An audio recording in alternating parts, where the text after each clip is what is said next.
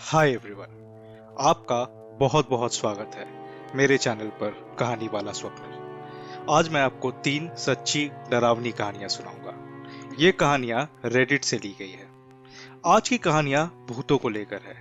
मैं इनके सच होने का कोई दावा तो नहीं कर रहा, पर हाँ, ये घटनाएं जिनके साथ बीती है बस वही जानते हैं इनकी सच्चाई क्या है और उनके ऊपर क्या बीती थी। अगर आप इस चैनल पे नए हैं और अगर आपको मेरी कहानी अच्छी लगे तो जरूर मेरे चैनल को सब्सक्राइब कर ले। तो वीडियो को पूरा एंड तक सुनिएगा। तो चलिए अपने हेडफोन्स लगा लीजिए ताकि हम शुरू कर सके आज की कहानियां।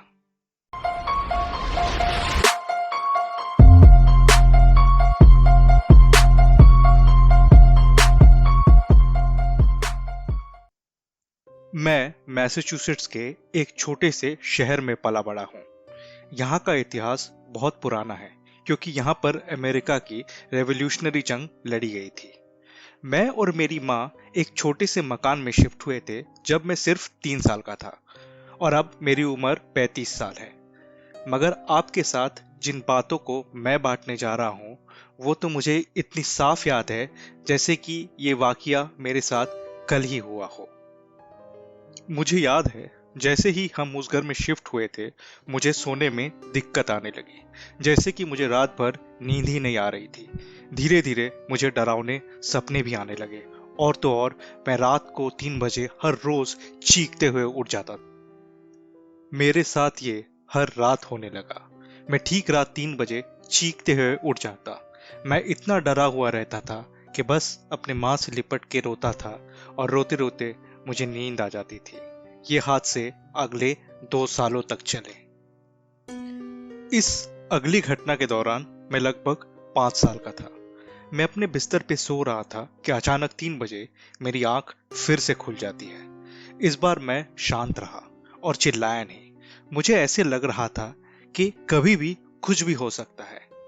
अचानक मेरे कमरे का दरवाजा खुलता है और मैंने देखा कि एक परछाई धीरे धीरे से मेरे कमरे के अंदर आती है। मैं चुपचाप अपनी सांसें रोक के पड़ा हुआ था और कोशिश कर रहा था कि उस चीज की तरफ ना देखूं। पता नहीं कब मुझे नींद आ गई और जब मेरी आंख खुली तो सुबह हो चुकी थी।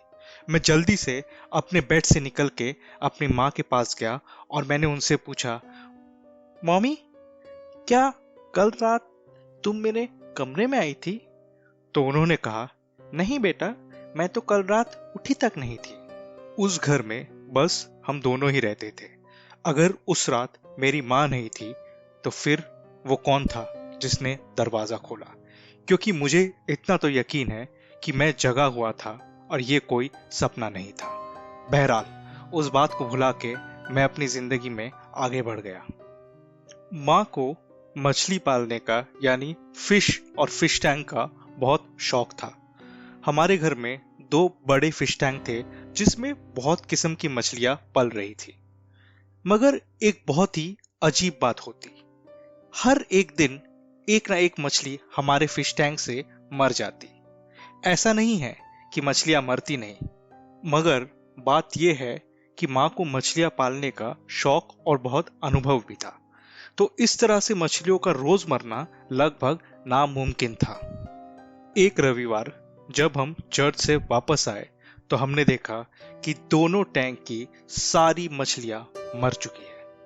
माँ ने कहा जरूर ये पानी में किसी इन्फेक्शन की वजह से हुआ होगा, मगर मेरा दिल ये जानता था कि माँ बस ये इसलिए कह रही है ताकि मैं डर न जाऊं। उस रात फिर अचानक 3 बजे मेरी आंख खुल जाती है और जैसे ही मैंने अपने अलमीरा की तरफ देखा तो मेरी जैसे सांसें रुक गई।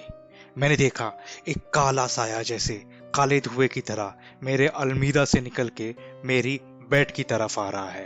मैं जोर से चीखा और माँ दौड़ते हुए मेरे कमरे में आ गई। हैरानी की बात यह है कि माँ ने भी देखा कि एक काला साया अलमीरा से मेरे बेड की तरफ आ रहा था, लेकिन जैसे ही माँ दौड़ते हुए मेरे बेड के पास आई वो साया अचानक गायब हो गया। माँ मुझे लेके अपने कमरे में चली गई और अगले 3 दिनों में ही हमने वो घर छोड़ दिया। नए घर में आने के बाद वैसा फिर हमारे साथ कुछ नहीं हुआ। मगर जो डर और जो जख्म उन कुछ सालों ने मेरे बचपन पे लगाए हैं, वो शायद मेरे मरते दम तक मेरे साथ ही रहेंगे। आइए सुनते हैं आज की दूसरी कहानी। मेरे साथ कभी कभी ऐसा होता है जैसे मुझे पहले से किसी घटना का पता चल गया हो। इसे हिंदी में क्या कहते हैं मैं नहीं जानता, पर अंग्रेजी में इसे प्रेमोनिशन कहा जाता है। मुझे जैसे पहले से ही पता चल जाता है कि किसी के साथ कुछ बुरा होने वाला है। एक रात मैं अपने घर पे सो रहा था कि अचानक मुझे ऐसा लगा कि जैसे कोई मेरा गला जोर से घोट रहा हो। मैंने जल्दी से उठ के अपनी माँ को बताया। मेरी माँ ने जाके मेरे मामा के कमरे को खटखटाया उनकी मदद लेने के लिए, मगर वो दरवाजा अंदर से लॉक करके सो रहे थे। मुझे पता नहीं ऐसा क्यों लगा कि अगर ये दरवाजा नहीं खुलेगा तो मेरी इस घुटन से मौत हो जाएगी। मैंने जोर से लात मार के उस दरवाजे को तोड़ा और हमने देखा कि तभी मेरे मामा अपने पैरों के नीचे से चेयर को हटाते हैं। वो खुदकुशी करने की कोशिश कर रहे थे, मगर मैंने दौड़ के उनको पकड़ लिया और फिर उनको नीचे उतारा गया। वो बिल्कुल ठीक थे। मेरे साथ ऐसी घटनाएं बहुत बार हो चुकी है पिछले कुछ सालों में। ये क्या है मुझे सच में नहीं पता। जब मैं बहुत छोटा था तब एक बार मेरे पापा मुझे अपने साथ बाहर स्टोर में ले जाने वाले थे, मगर मुझे पता नहीं क्या हुआ, मैं बहुत ज्यादा रोने लगा। मुझे इतना रोते हुए देख मेरे पापा ने मुझे घर पे ही छोड़ के अकेले जाने का फैसला किया। कुछ देर बाद पता चला कि मेरे पापा की गाड़ी का एक्सीडेंट हो गया है और ये कि पैसेंजर साइड की सीट पूरी तरह चकनाचूर हो गई है। उस दिन अगर मैं इतना ना रोता और पापा के साथ चला गया होता तो शायद उस एक्सीडेंट में मेरी मौत भी हो गई होती। एक बार मैं अपने नाना और नानी के घर गया था। उस वक्त मैं लगभग 15 साल का रहा हूँगा। मेरे नाना ने कहा कि वो मुझे मेरे बचपन के कुछ खिलौने दिखाना चाहते हैं और ये कह के वो ऊपर के कमरे में जाने लगे। मुझे अचानक कुछ ऐसा एहसास हुआ कि मैं अपने नाना को ऊपर के कमरे में जाने से रोक लूं। मैंने उनका हाथ पकड़ा और उन्हें ऊपर जाने से मना किया, तो उन्होंने कहा कि वो चीजें मुझे शाम को दिखाएंगे।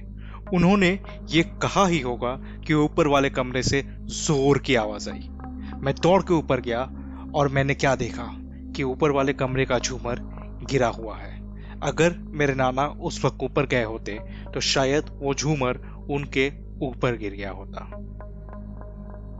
तो दोस्तों, आपको क्या लगता है, क्या ये सिर्फ एक इत्तेफाक है या फिर उससे कुछ ज्यादा?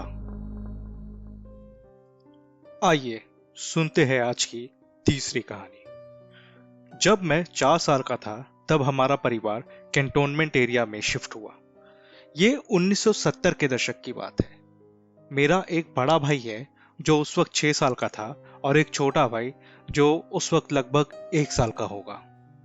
एक दिन मैं लिविंग रूम में बैठा हुआ था और मैंने देखा कि हमारे माँ और पापा के बेडरूम से निकल के एक इंसान हम बच्चों के बेडरूम में घुस गया। और जैसे ही वो इंसान हमारे बेडरूम में घुसा, मेरा छोटा भाई जोर से रोने लगा। मेरे भाई की रोने की आवाज सुन के मेरी माँ किचन से निकल के हमारे बेडरूम में गई और उसे बाहर लेके आ गई। मुझे ठीक से तो याद नहीं, पर उसके चेहरे पे चोट लगी हुई थी, जैसे खरोच के निशान थे। ऐसे और भी कुछ वाकये हुए थे हमारे साथ उस घर में, पर वो आज मुझे ठीक से याद नहीं। पर मुझे इतना याद है कि हमने जल्द ही 1 साल में वो घर छोड़ दिया था। बहुत सालों बाद एक बार जब सारा परिवार बैठा हुआ था, तब मेरे माँ और पिताजी ने ये कहा कि उस घर में उन्होंने भी कुछ ऐसा महसूस किया था कि उस घर में कोई साया है जो हमें नुकसान पहुंचाना चाहता था, और यही कारण था कि हमने वो घर लगभग 1 साल में छोड़ दिया। दोस्तों, आपको ये कहानियां कैसे लगी मुझे कमेंट में जरूर बताएं, और मुझे ये भी बताएं इनमें से कौन सी कहानी आपको सबसे अच्छी लगी। अगर आप चाहते हैं कि आपकी किसी कहानी को मैं अपनी आवाज दूं, तो डिस्क्रिप्शन में दिए गए ईमेल एड्रेस पर मुझे अपनी कहानी जरूर भेजें। आप मुझे इंस्टाग्राम पर भी फॉलो कर सकते हैं। मेरी आईडी है कहानी वाला स्वप्निल। अगर आपको मेरे ये वीडियोस अच्छे लगते हैं तो ज़रूर मेरे चैनल को सब्सक्राइब करें और उस रेड नोटिफिकेशन बटन को भी दबा दें ताकि मेरी अगली हर वीडियो की नोटिफिकेशन आपको सबसे पहले मिले। मिलते हैं अगली बार कुछ नई कहानियों, कुछ नए किस्सों के साथ। तब तक के लिए आप सभी अपना ध्यान रखें।